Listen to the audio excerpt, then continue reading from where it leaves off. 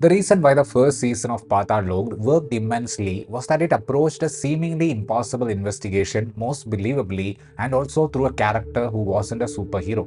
The palpable perseverance of Hathiram Chowdhury to go to any extent to find the closure he sought was presented with great finesse by the makers, and the conclusion of that season had this unique blend of despair and hope.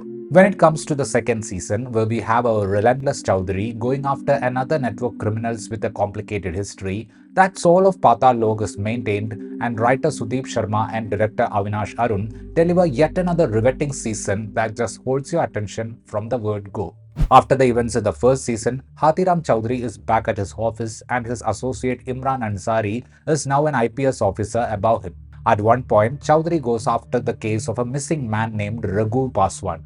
Parallelly, there was a high profile murder investigation happening, which was led by Ansari. It was the murder of a Nagaland leader who came to Delhi to be a part of a business summit that was aimed at attracting investors to Nagaland. The paths of Chowdhury and Ansari's cases crossed at one point, and what we see in this season is their efforts to find the murderer of Nagaland leader Jonathan Thom.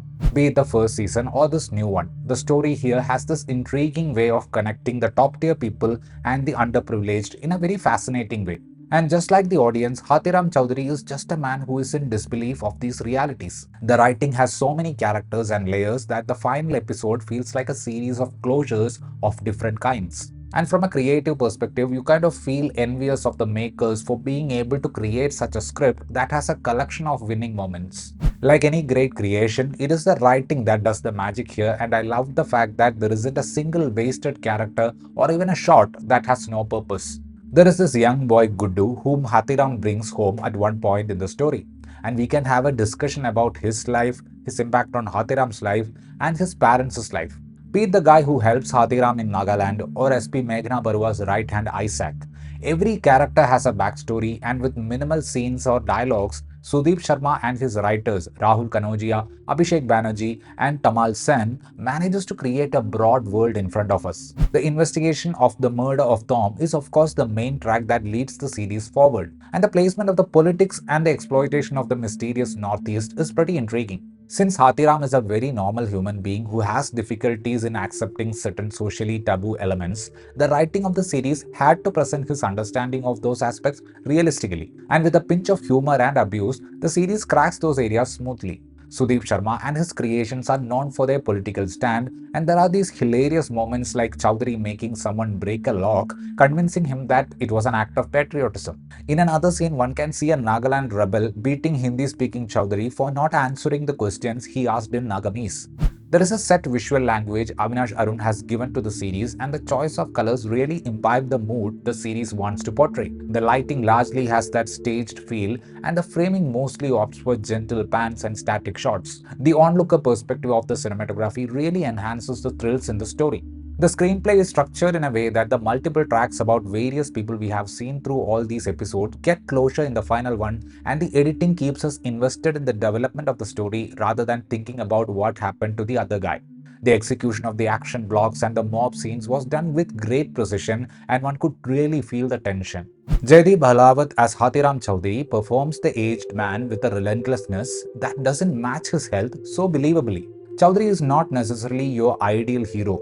He has his ego, and he's aware of that fact. Ahlawat performs this panting central hero with all the health issues of a middle class Indian man with great conviction, and one can see the soul of the series in Chowdhury, which is having a sense of hope even after knowing there is so little you can do to fix this rotten system.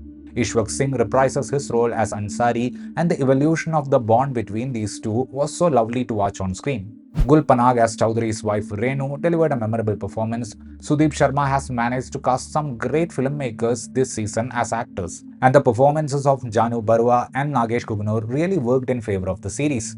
Tillotama Shome is one of the major additions of the cast of the second season, and she performed the part of Mega Barua convincingly. Indian Idol Season 3 winner Prashant Tamang also played a crucial character in the series, along with several other characters who were perfectly cast in their respective roles. I wouldn't hesitate to say that Patal Lok is a textbook for those who want to write rooted, culture-sensitive, investigative thrillers with political undertones. If they can release some videos about how they approach this intricate yet heartfelt story on a writing level, I feel it would be really helpful for aspiring writers and might make people appreciate the craft even better.